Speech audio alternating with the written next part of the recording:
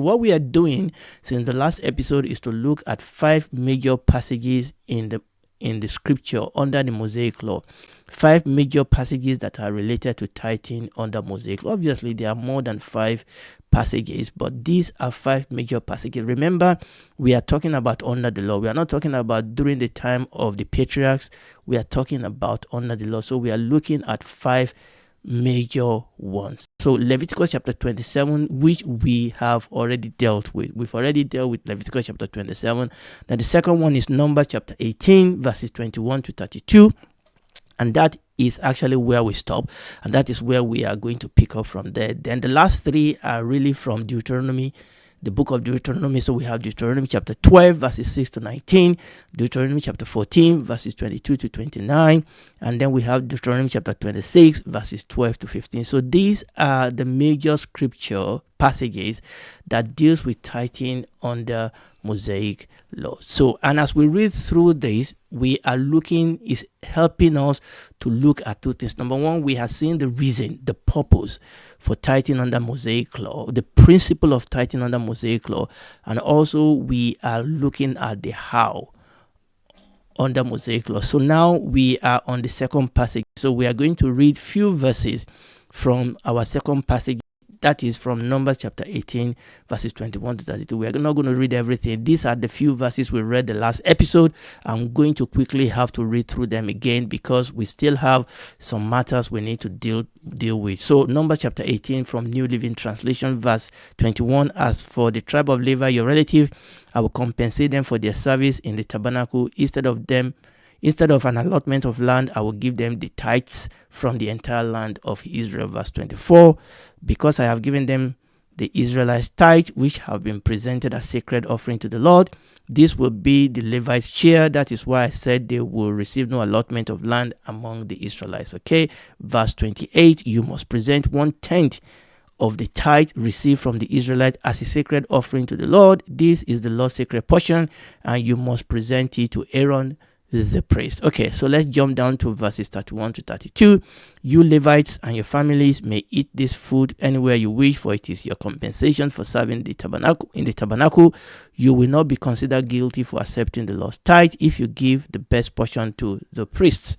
But be careful not to treat the holy gift of the people of Israel as though they were common.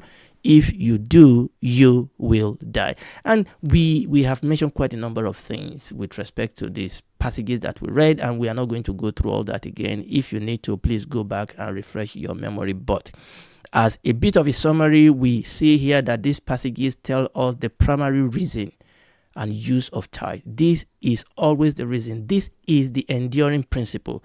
The primary reason is to support the ministers and the ministry of the tabernacle, or to support the minister and the ministry of the tent, or to support the ministers and the ministry of the temple. Is to support the kingdom, the work of God's kingdom under the Old Testament. And that is the reason, that is the primary reason. And we are going to see that there are 2 other reasons. Remember, we said there are 3 reasons. But this is the primary reason why God established this economic system under the Old Testament. Now, I want us to see some parallel between the Old Testament scripture that we read here, that's Numbers chapter 18, and the New Testament. So I want us to see 2 parallels. The first parallel is the parallel between the Old Testament Levites and the New Testament ministers of the gospel. And the second parallel is the parallel between the Old Testament high priest and our Lord Christ Jesus. So let's look at both of them and we'll see how the Lord will help us. So first of all, the parallel between Old Testament Levites and New Testament minister of the gospel. Let us read from the New Testament. So we are going to read 1 Corinthians chapter 9 verses 13 to 14. Do you not know that they which ministered about holy things live for of the things of the temple, and they which wait at the altars are partakers with the altars? Even so has the Lord ordained that they which preach the gospel should live by the gospel. I want you to see that here is using the same word we read when we read that Numbers. He said holy things. Holy things. Now let's read 1 Timothy chapter 5 verses 17 and 18. Let the elders that rule well be counted worthy of double honor, especially they who labor in the word and doctrine. For the scripture said, thou shalt not muzzle the ox that treaded out the corn, and the laborer is worthy of his reward.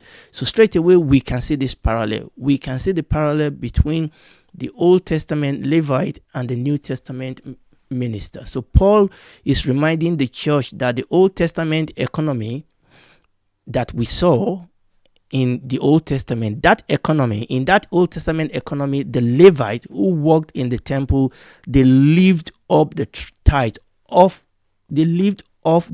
and the offering that were brought into the temple. Therefore, in the New Testament, those people who spend their lives ministering the word of God should be supported by other Christians through a system of funding, through an economic system that God has also set up in the New Testament. So I want you to understand that there is an economic system that is set up in the New Testament, just like in the Old Testament, to fulfill the same purpose. And that is what I want us to see here, that the pattern is still there. Okay, you remember when we talk about the enduring character of tithe. Now, the detail of the outworking may differ under different dispensation, but the principle and the pattern is still the same. And what Paul is saying here is that just like in the Old Testament pattern, even so in the New Testament, other believers, you and I, we are to financially support those that are in full-time ministry of the kingdom of God. Of course, where we read, Paul did not specify any precise percentage. We'll come back to that. We'll come back to that in future teaching, but at least we can see the pattern enduring into the New Testament. Now, let us look at the parallel between the Old Testament high priest and our Lord Christ Jesus. So we are going to read from the book of Hebrews. We are going to read Hebrews chapter 7, and we are going to read from verses 4 to 10. Now consider how great this man was, unto whom even the patriarch Abraham gave the tenth of the spoil. Obviously, we are talking about Melchizedek. We have touched on this in the past. Verse 5.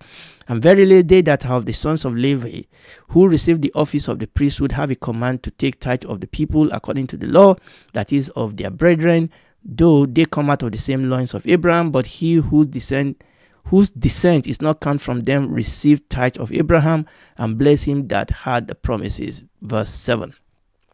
And without all contradiction, the less is blessed by the better. Verse 8 is very important. And here men that die receive tithes, but there he received them, of whom it is witnessed that he liveth. And as I may so say, Levi also, who received tithe, paid tithe in Abraham, for he was yet in the loins of his father, when Melchizedek met him. Now, there are quite a number of issues that we could raise up here, but here we are seeing the parallel. Here we are seeing the pattern. What we are seeing here again is Paul applying the principles of tithing, this time using the patriarch Abraham and his encounter with Melchizedek, the priest of the Most High. Now, the Bible definitely tells us in the scripture that our Lord Christ Jesus is our high priest. Our Lord Christ Jesus is our high priest. What we need to understand that Melchizedek is actually an Old Testament manifestation, what people call Christophany. He is an Old Testament manifestation of our Lord Christ Jesus. So the priesthood of Melchizedek foreshadowed the priesthood of our Lord Jesus Christ. Hebrews chapter 6 verse 20 says, whither the forerunner is for us enter, even Jesus made an high priest forever after the order of Melchizedek. So you can see that the New Testament definitely tells us that the priesthood of Melchizedek was a shadow. It foreshadowed the high priestly ministry of our Lord Jesus Christ. And you can read that in all sorts of couple of places in the book of Hebrews. Hebrews chapter 5, Hebrews chapter 7, and it talks about the same thing. Now, also, apart from the priesthood of Melchizedek, the Bible also tells us that the Old Testament Aaronic high priesthood is a foreshadow of the high priesthood of our Lord Jesus Christ. So you can see that in Hebrews chapter 4 verses 14 to 16. It says, seeing then that we have a high priest that is passed into heaven, Jesus the Son of God, let us hold fast our profession. Then he talked about the high priest under the Old Testament. In verse 15 he said, we have not an high priest which cannot be touched by the feeling of our infirmities. Then he went on and on and on. So what I'm saying here is, number one, to see the parallel between the priesthood of Melchizedek and the priesthood of our Lord Jesus Christ on one hand, and the parallel between the high priesthood ministry of Aaron and that of our Lord Jesus Christ. And then we can see where this then connect with tithe, because that Hebrews chapter 7 verse 8 says that here men that die receive tithe, but there he received them of whom it witnessed that he lives. You can see here, and this is really, really, really very, very important. He's saying here that actually here is talking about the Levitical priesthood when you follow the content of what he's saying, if you read it in context. So he said here, men that die receive tithe. Here in the sense of the Levitical priesthood on one hand, and also actually in another hand, here men that died, even the high priesthood of Aaron. But he said there, and there is also talking about two things. It's talking about the priesthood of Melchizedek, and he's talking about the priesthood of our Lord Jesus Christ. So there, he that received them and there he received them of whom it is witness that he liveth. Here he's talking about the priesthood after the order of Melchizedek, both the priesthood of Melchizedek and the fulfillment of that priesthood under the Lord Jesus Christ. So we can make this application to ourselves that here in the natural, just like we've compared the Old Testament to the New Testament, we can also apply to ourselves that here in the natural we have mortal ministers of the kingdom who receive our given. But in reality, there in the internal unseen realm, our Lord Christ Jesus received our given, because ultimately the given, the tithing, the offering that we give into the church or into the kingdom of God, ultimately we are given it to the high priest of the New Testament, our Lord Jesus Christ himself. Again, this is the reason why if anyone mismanages or misappropriates this financing of the kingdom, they will be answerable to God himself, because the money belongs to God and it must be administered according to his will and according to his purpose. The money that the people of God give, the money they give to God is holy to him. I remember we keep coming across that word, holy. The finances, the funding that people give into the house of God, the sacrificial giving that they bring to the house of God, it is holy to him. Okay, as we read in that Numbers chapter 18 verse 28, the Levites were warned. We've read it earlier today. They were warned. They said, be careful not to treat the holy gift of the people of Israel as though they were common. And the same thing applied to us in the New Testament, that we must be careful that we don't treat the giving of the people of God as if they are common and misappropriate them and misuse them. The Bible says if we do, the Bible says that God will react. In fact, in that Numbers chapter 18, he said, if they do it, he said, they will die. And remember what we said. This is why if anybody is misappropriating the fund, God will deal with them. God will deal with them. We must not use that to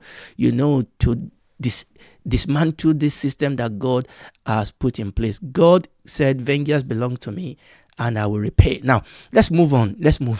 We've now looked at the first and the second of these 5 major passages we are looking into that is related to tithing under Mosaic law. And you remember the reason why we are doing this. We are doing this, number one, so that we can see the reason, and we're beginning to see the reason, the purpose for which God established this in the first place.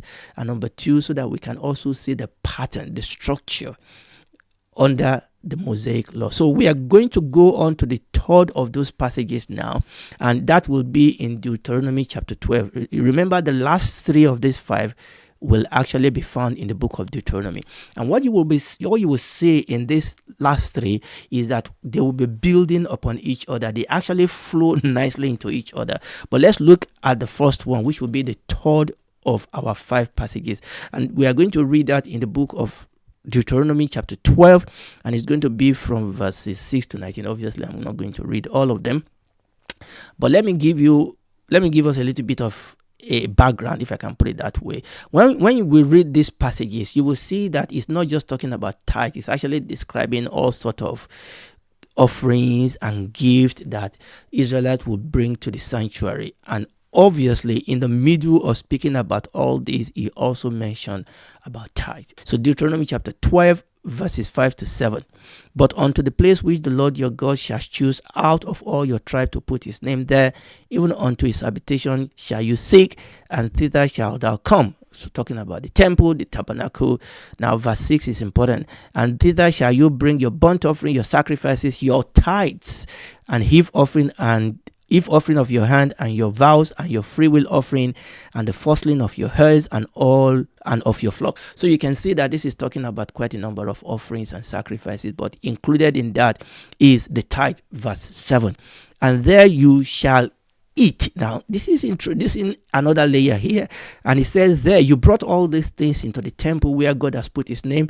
And he said, there you shall eat before the Lord your God, and you shall rejoice in all that you put your hand unto, you and your household, wherein the Lord thy God has blessed thee. Now, let's jump down to verse 17 to 19. Thou mayest not eat within thy gates the tithe of thy corn, of thy wine, of thy oil, or the firstling of thy herds, or thy flocks, nor of any of thy vows which thou vowest, nor thy free will offering, or the eve offering of thy hand, the whole lot again, including tithe, verse 18. But, very, very important to what we are doing today, but thou must eat them before the Lord thy God in the place which the Lord thy God shall choose, thou and thy son, and thy daughter, and thy maidservant, and thy manservant, and the maidservants, and the Levite that is within thy gate. And thou shalt rejoice before the Lord thy God in all that thou puttest thy hand unto. Take heed to thyself that thou forsake not the Levite as long as thou livest upon the earth. Wow.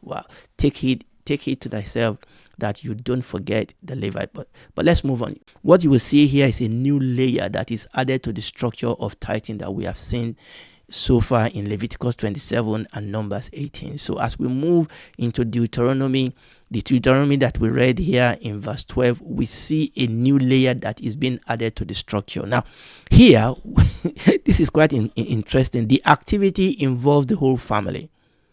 It involved the whole family, like we are saying, like we read there towards the end. It said, you go there, you, your son's daughter, manservant, maidservant, and all those. So this activity that we are looking at here involves the whole family, number one. Number two, they brought all this offering, they brought all this tithe. He said they must not do it within their gate. They must come to the temple. Number three, which is quite important, he said there they will all together with the Levite, they will have a happy time eating eating the offering and the tithe. Yes, you heard me right. The whole congregation with their pastor, with their minister, with the Levite, they will eat the offerings and the tithe. Now you are noticing as we go through these 5 passages that we are, on one hand, we are seeing the why, and on the second hand, we are seeing the how. Now, let's move on to the fourth of our 5 passages, and that is still in the book of Deuteronomy, and this time it will be Deuteronomy chapter 14, verses 22 to 29. Again, we are not going to read all the verses. We're just going to take a couple of verses. Now, what I need to say before we read it is that actually, again, remember what I said, that all this scripture in the book of Deuteronomy, they go into each other. They actually build upon each other. So when you read this portion in Deuteronomy chapter 14, you will see that it actually covered exactly the same ground that we just covered in Deuteronomy chapter 12, but it builds on it and expands some aspect of it. Is that okay? So when you read verse 23 of this Deuteronomy chapter 14, it first of all gives us another reason for tithing. Okay, so that's the first thing you will notice. He said here, thou shalt truly tithe. That is verse 22. But then verse 23, he said that thou mayest learn to fear the Lord thy God. So verse 22 definitely tells us here that he's talking about tithing.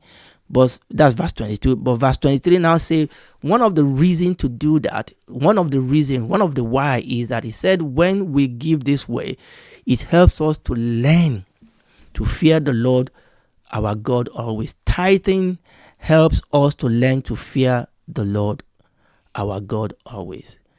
The process of giving, the process of following the principle of tithing actually help us to learn to fear the Lord our God always.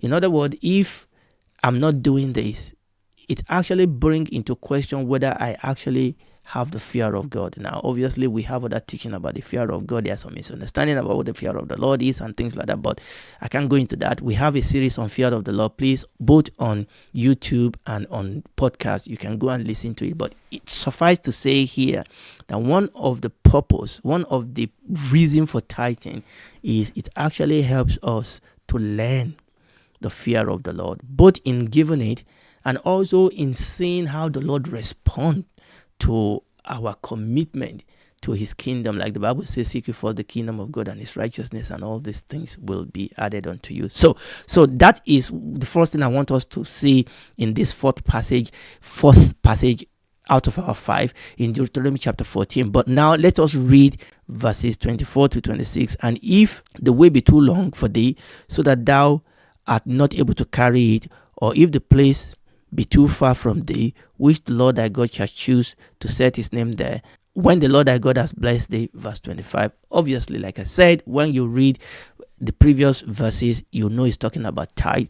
He said, verse 25, then shalt thou turn it into money, and bind up the money in thy hand, and shall go unto the place which the Lord thy God shall choose, and thou shalt bestow that money for whatsoever thy soul lusted after, for oxen, or for sheep, or for wine, or for strong drink, or for whatsoever thy soul desireth, and thou shalt eat there before the Lord thy God, and thou shalt rejoice, thou and thine household. So it's building upon that structure, the whole structure of you taking the tithe and your offering, taking it to the house of God with your family and with the priest eating it. So that is the background that is also building upon. But it introduces some other new layer, and some of these are really, really quite surprising.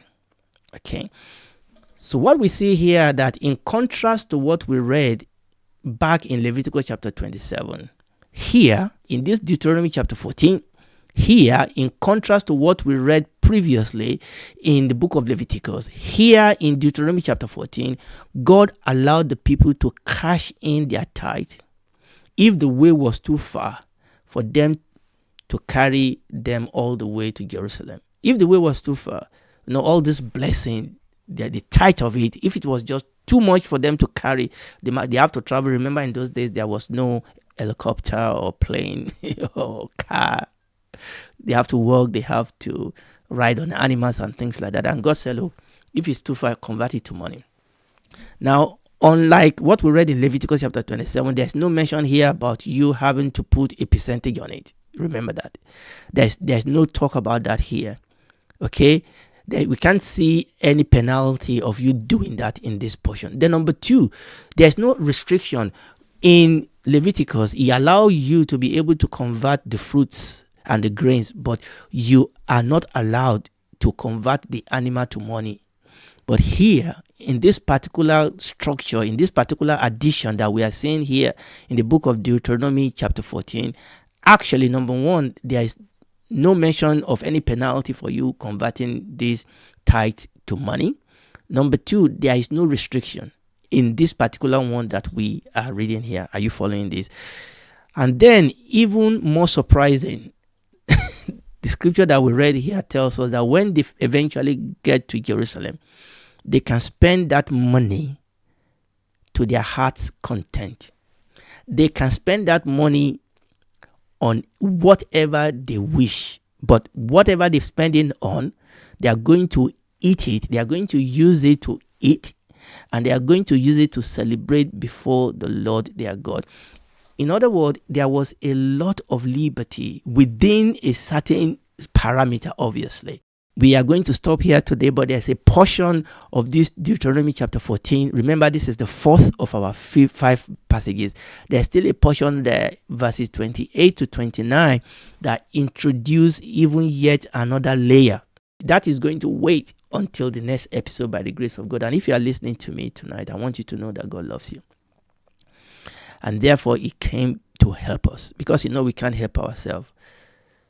For all have sinned and fallen short of the glory of God, and the wages of sin is death. But he came to help us, give us a way out. That is why the Lord Jesus came to die, so that we can have a way of escape.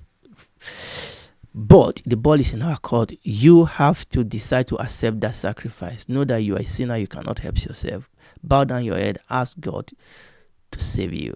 The Lord Jesus Christ will save you. The Holy Spirit will come, take that heart that is dead out of you and give you a new heart. You will become a son and a daughter of God. You will become a member of his family, a citizen of his kingdom, and he will work with you the rest of your life. Here, obviously, you need to join a vibrant living church as you grow in your knowledge of him. And when this is all over, you'll be able to spend eternity with God in the new heaven and the new earth.